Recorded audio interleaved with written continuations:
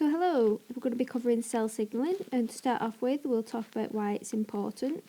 So you need cell signalling for things like embryonic development, tissue replacement and repair, so this is when your adult stem cells can differentiate into the specific type of cell they should become, control and homeostasis to allow for proliferation of cells, and also apoptosis, which is controlled cell death.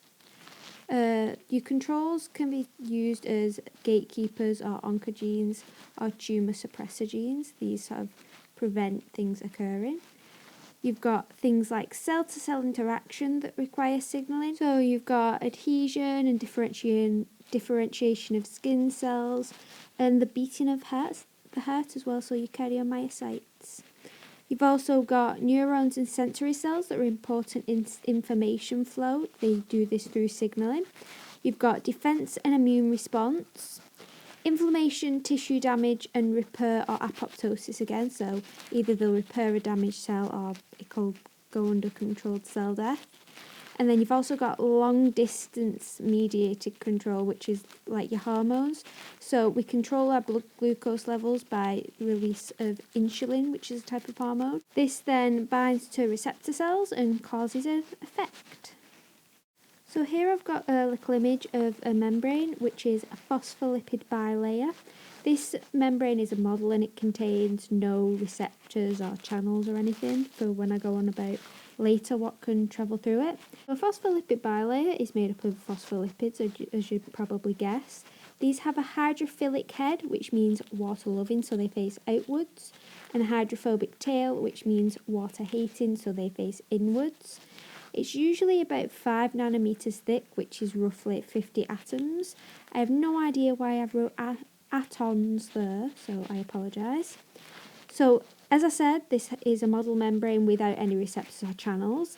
That means that only small hydrophobic and small uncharged and polar molecules will be able to travel straight through it by simple diffusion. This would be gases like oxygen and carbon dioxide and things like water and glycerol. Whereas larger polar molecules and ions would be unable to travel through because they're too big or because of the charge. So your amino acids and your glucose and ions like sodium and such wouldn't be able to travel straight through it.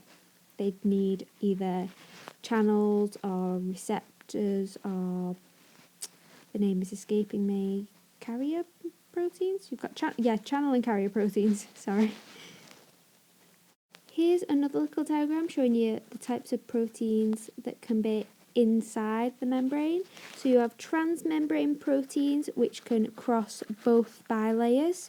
You have monolayer associated, which means they're only in one layer, so either on the outside or the inside.